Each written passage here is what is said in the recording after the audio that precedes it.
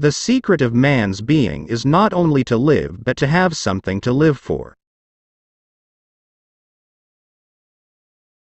I gave up caring about anything, and all the problems disappeared. To go wrong in one's own way is better than to go right in someone else's. People really do like seeing their best friends humiliated. A large part of the friendship is based on humiliation, and that is an old truth, well known to all intelligent people. Only through suffering can we find ourselves. Intelligence alone is not nearly enough when it comes to acting wisely. There is immeasurably more left inside than what comes out in words. Nothing is more seductive for a man than his freedom of conscience, but nothing is a greater cause of suffering. Nature doesn't ask your permission. It doesn't care about your wishes, or whether you like its laws or not. You're obliged to accept it as it is, and consequently all its results as well. Besides, nowadays, almost all capable people are terribly afraid of being ridiculous, and are miserable because of it. Let us not forget that the reasons for human actions are usually incalculably more complex and diverse than we tend to explain them later, and are seldom clearly manifest. The more I detest men individually, the more ardent becomes my love for humanity.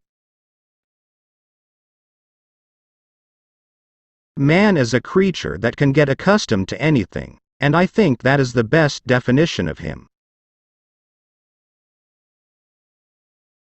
But men love abstract reasoning and neat systematization so much that they think nothing of distorting the truth, closing their eyes and ears to contrary evidence to preserve their logical constructions. Wealth is the number of things one can do without.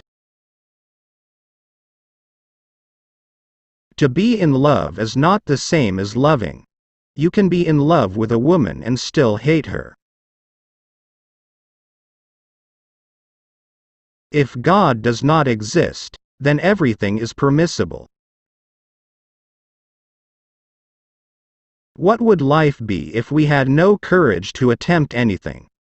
Taking a new step, uttering a new word, is what people fear most. What man wants is simply independent choice, whatever that independence may cost and wherever it may lead. Since man cannot live without miracles, he will provide himself with miracles of his own making. He will believe in witchcraft and sorcery, even though he may otherwise be a heretic, an atheist, and a rebel. The degree of civilization in a society can be judged by entering its prisons. The more incompetent one feels, the more eager he is to fight. To love is to suffer, and there can be no love otherwise. My friend, the truth is always implausible, did you know that? To make the truth more plausible, it's absolutely necessary to mix a bit of falsehood with it. People have always done so. I believe the best definition of man is the ungrateful biped. Believe to the end, even if all men went astray and you were left the only one faithful. Bring your offering even then and praise God in your loneliness. Reality is infinitely diverse, compared with even the subtlest conclusions of abstract thought, and does not allow of clear-cut and sweeping distinctions. Reality resists classification.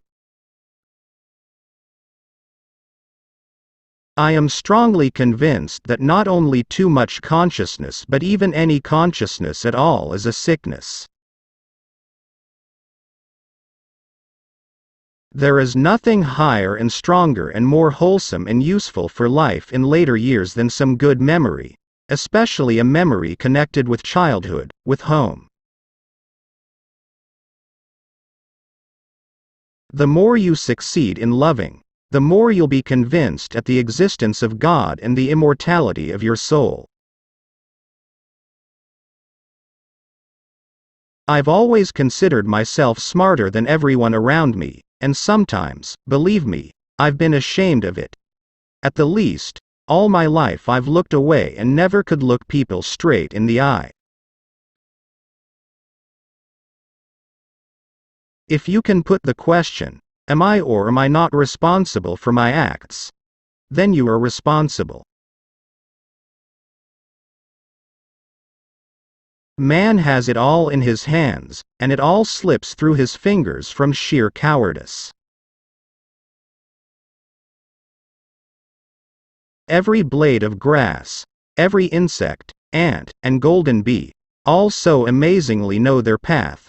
Though they have not intelligence, they bear witness to the mystery of God and continually accomplish it themselves.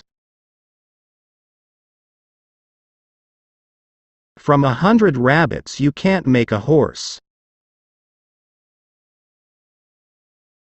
Lamentations comfort only by lacerating the heart still more. Such grief does not desire consolation. It feeds on the sense of its hopelessness. Lamentations spring only from the constant craving to reopen the wound. The man who is happy is fulfilling the purpose of existence. To love another person is to see them as God intended them to be. Was it all put into words, or did both understand that they had the same thing at heart and in their minds, so that there was no need to speak of it aloud, and better not to speak of it? Nature doesn't ask your permission. It doesn't care about your wishes, or whether you like its laws or not. You're obliged to accept it as it is, and consequently all its results as well.